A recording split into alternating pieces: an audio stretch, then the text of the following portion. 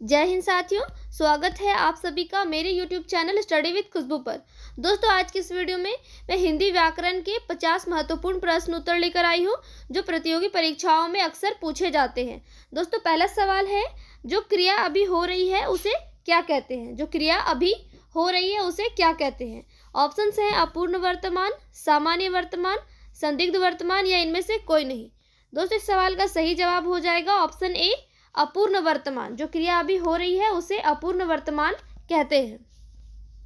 अगला सवाल है, रचना की दृष्टि से क्रिया के कितने भेद हैं? दोस्तों, सवाल है रचना की दृष्टि से क्रिया के कितने भेद हैं? ऑप्शंस हैं 3, 2, 4 या 5। दोस्तों, इस सवाल का सही जवाब हो जाएगा ऑप्शन बी, 2। रचना की दृष्टि से क्रिया के 2 भेद हैं, सकर्मक क्रिया और अकर्मक क्रिया।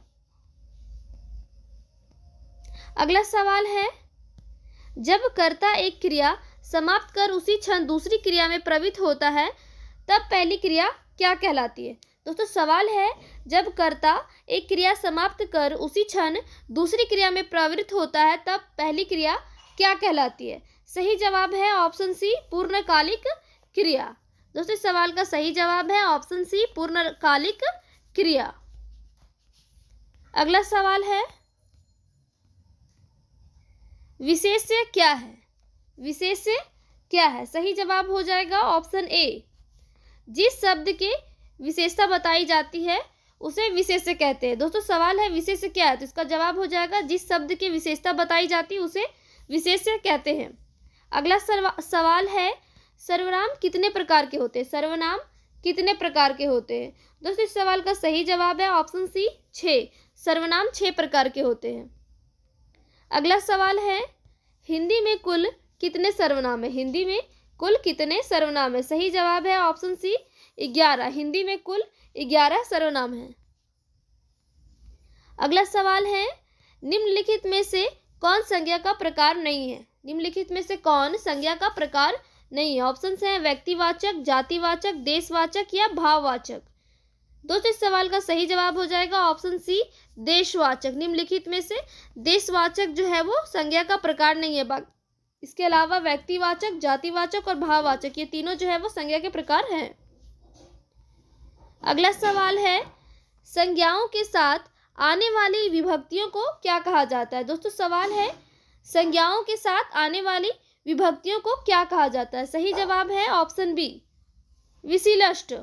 संज्ञाओं के साथ आने वाली विभक्ति को कहा जाता है विशिष्ट। अगला सवाल है, निम्नलिखित में से रचना के आधार पर कौन सा शब्द रूढ़ नहीं है? निम्नलिखित में से रचना के आधार पर कौन सा शब्द रूढ़ नहीं है? ऑप्शंस हैं दीन, आंख, विज्ञान या घोड़ा। दोस्तों, इस सवाल का सही जवाब है ऑप्शन सी, विज्ञान। निम्नलिखित में से विज्ञान शब्द जो है वो रूढ़ नहीं है। अगला सवाल है, शब्दांश कितने प्रकार के होते हैं? शब्दांश कितने प्रकार के होते हैं? ऑप्शन है 1, 2, 4 या 8। दोस्तों, इस सवाल का सही जवाब है ऑप्शन बी, 2। शब्दांश जो है वो 2 प्रकार के होते हैं। अगला सवाल है, निम्नलिखित में से कौन सा शब्द फारसी नहीं है? निम्नलिखित में से कौन सा शब्द फारसी नहीं है? ऑप्शन है खामोश, कबूतर, चिराग या हक। दोस्तों, इस सवाल का सही जवाब है ऑप्शन डी, हक। हक शब्द जो है वो फारसी नहीं है। इसके अलावा खामोश, कबूतर और चिराग ये तीनों फारसी शब्द हैं। अगला सवाल है, प्रत्येक शब्द में कौन सा उपसर्ग है? दोस्तों, सवाल है प्रत्येक शब्द में कौन सा उपसर्ग है? ऑप्शन हैं प्र, प्रति या एक या इक। दोस्तों, इस सवाल का सही जवाब है ऑप्शन बी, प्रति। प्रत्येक शब्द में उपसर्ग है प्रति। अगला सवाल है, अर्थ के आधार पर शब्द कितने प्रकार के होते हैं? दोस्तों, सवाल है अर्थ के आधार पर शब्द कितने प्रकार के होते हैं? इस सवाल का सही जवाब है ऑप्शन बी, 4। शब्द के अर्थ के आधार पर शब्द जो है वो 4 प्रकार के होते हैं। अगला सवाल है, उद्देश्य और विधेय किसके अंग हैं? दोस्तों, सवाल है उद्देश्य और विधेय किसके अंग हैं? सही जवाब है ऑप्शन ए, वाक्य। उद्देश्य और विधेय जो है वो वाक्य के अंग हैं। अगला सवाल है, वाक्य के प्रयुक्त शब्द को क्या कहते हैं? दोस्तों, सवाल है वाक्य के प्रयुक्त शब्द को क्या कहते हैं? सही जवाब है ऑप्शन बी, पद। वाक्य के प्रयुक्त शब्द को पद कहते हैं।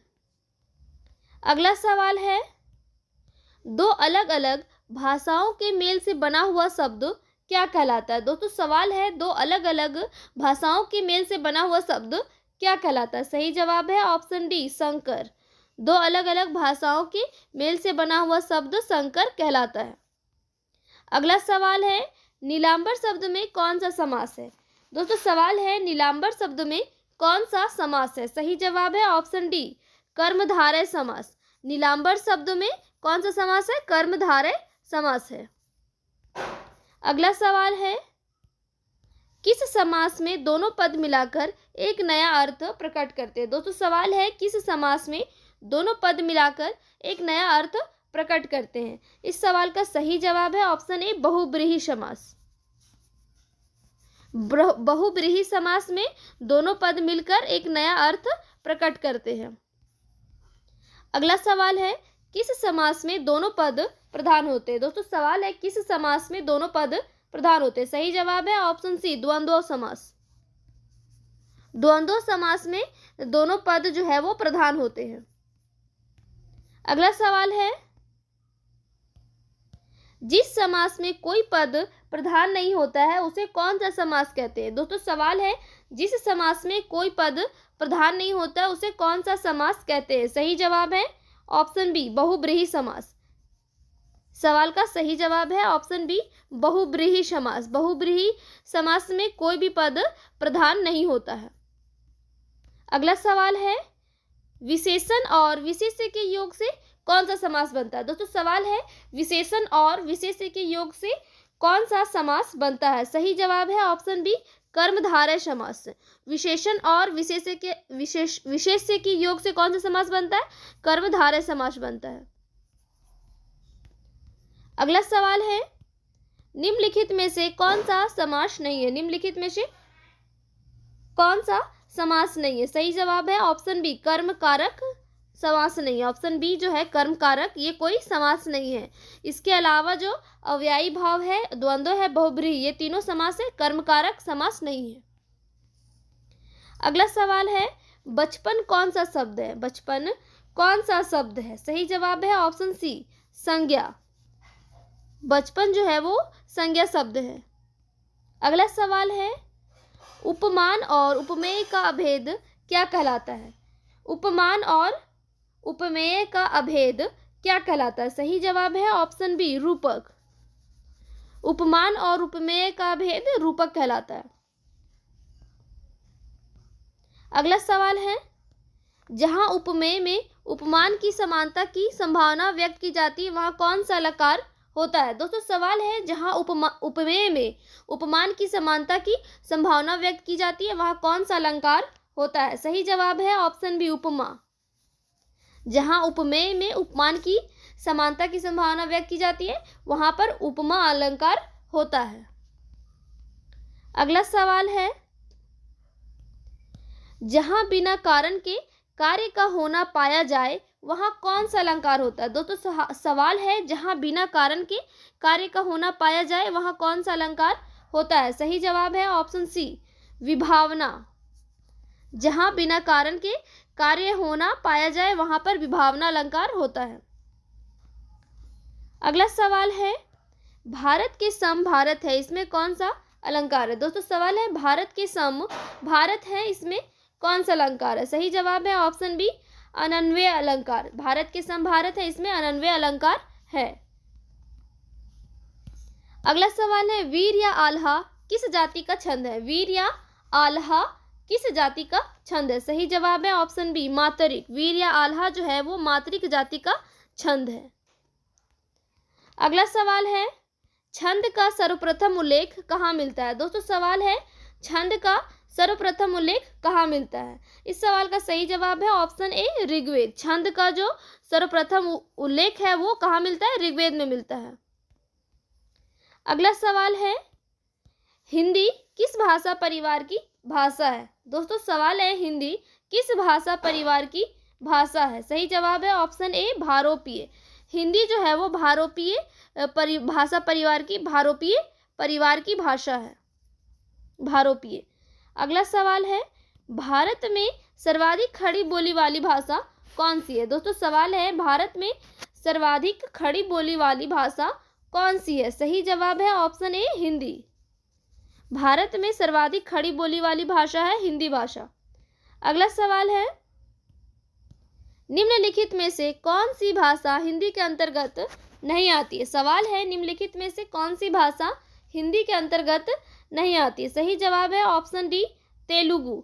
तेलुगु भाषा जो है वो हिंदी भाषा के अंतर्गत नहीं आती। इसके अलावा कन्नौजी, बांगरू और अवधी, ये तीनों जो है हिंदी के अंतर्गत आती हैं। अगला सवाल है, शांत रस का अस्थाई भाव क्या है? दोस्तों सवाल है, शांत रस का अस्थाई भाव क्या है? सही जवाब है ऑप्शन डी, निर्वेद। शांत रस का अस्थाई भाव है निर्वेद। अगला सवाल है, शोक किस रस का अस्थाई भाव है? शोक किस रस का अस्थाई भाव है? सही जवाब है ऑप्शन बी, करुण रस। शोक जो है वो करुण रस का अस्थाई भाव है। अगला सवाल है, किस रस को रसराज कहा जाता है? दोस्तों सवाल है, किस रस को रसराज कहा जाता है? सही जवाब है ऑप्शन ए, श्रृंगार रस। श्रृंगार रस को रसराज कहा जाता है। वेरी वेरी इंपॉर्टेंट क्वेश्चन है दोस्तों, याद रखिएगा। अगला सवाल है, श्रृंगार रस का स्थायी भाव क्या है? सवाल है, श्रृंगार रस का अस्थाई भाव क्या है? सही जवाब है ऑप्शन डी, रति रस। श्रृंगार रस का अस्थाई भाव है रति रस। अगला सवाल है, विस्मय अस्थाई भाव किस रस में होता है? सवाल है, विस्मय अस्थाई भाव किस रस में होता है? सही जवाब है ऑप्शन सी, अद्भुत रस। विस्मय अस्थाई भाव जो है वो अद्भुत रस में होता है। अगला सवाल है, रौद्र रस का अस्थाई भाव क्या है? दोस्तों सवाल है, रौद्र रस का अस्थाई भाव क्या है? सही जवाब है ऑप्शन ए, क्रोध रस।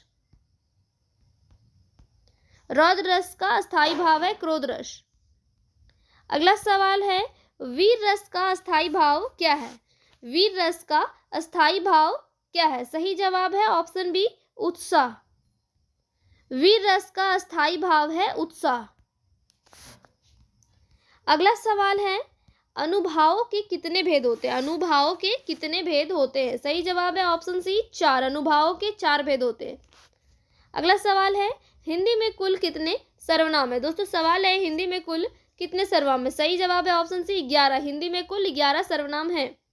अगला सवाल है, सर्वनाम के कुल कितने भेद है? सवाल है, सर्वनाम के कुल कितने भेद है? सही जवाब है ऑप्शन बी, 6। सर्वनाम के कुल 6 भेद है। अगला सवाल है, निम्नलिखित में से कौन सा एक विशेषण शब्द नहीं है? दोस्तों सवाल है, निम्नलिखित में से कौन सा एक विशेषण शब्द नहीं है? सही जवाब है ऑप्शन सी, लांछन। लांछन जो है एक विशेषण शब्द नहीं है, जबकि लजीला, लाडला और लापता ये तीनों जो है वो विशेषण शब्द हैं। अगला सवाल है, विशेषण जिस शब्द की संज्ञा बताता है उसे क्या कहते हैं? सवाल है, विशेषण जिस शब्द की संज्ञा बताता है उसे क्या कहते हैं? सही जवाब है ऑप्शन डी, विशेष्य। विशेषण जिस शब्द की संज्ञा बताता है उसे विशेष्य कहते हैं।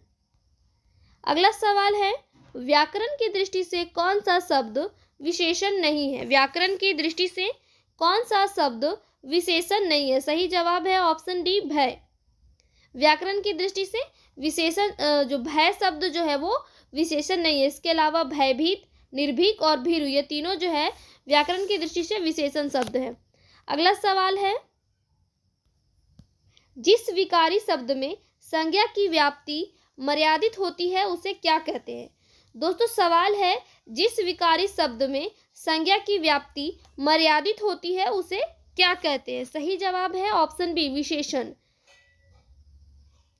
जिस विकारी शब्द में संज्ञा की व्याप्ति मर्यादित होती है उसे विशेषण कहते हैं।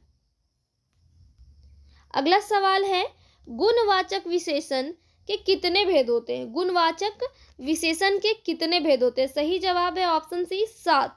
गुणवाचक विशेषण के 7 भेद होते हैं। अगला सवाल है, निम्नलिखित में से कौन सा शब्द गुणवाचक विशेषण नहीं है? दोस्तों सवाल है, निम्नलिखित में से कौन सा शब्द गुणवाचक विशेषण नहीं है? सही जवाब है ऑप्शन सी, दूना। भला, ताजा और नुकीला ये तीनों गुणवाचक विशेषण है। दूना शब्द जो है वो गुणवाचक विशेषण नहीं है। अगला सवाल है, जो संज्ञा की विशेषता बताते हैं उसे क्या कहते हैं। दोस्तों सवाल है, जो संज्ञा की विशेषता बताते हैं उसे क्या कहते हैं। सही जवाब है ऑप्शन सी, विशेषण। संज्ञा की विशेषता बतलाने वाले शब्द को क्या कहते हैं, विशेषण कहते हैं। अगला सवाल है, दोस्तों इस सवाल का जवाब आप लोग कमेंट में बताइए। सवाल है, क्रिया से संबंधित कितने रूपावली वर्गों का प्रयोग किया जाता है। सवाल है, क्रिया से संबंधित कितने रूपावली वर्गों का प्रयोग किया जाता है। Option A 16, option B 18, option C 22, option D 26। दोस्तों इस सवाल का जवाब आप लोग कमेंट में बताइए। अगर मेरे चैनल पर नए हैं तो प्लीज़ मेरे चैनल को सब्सक्राइब कर दीजिए।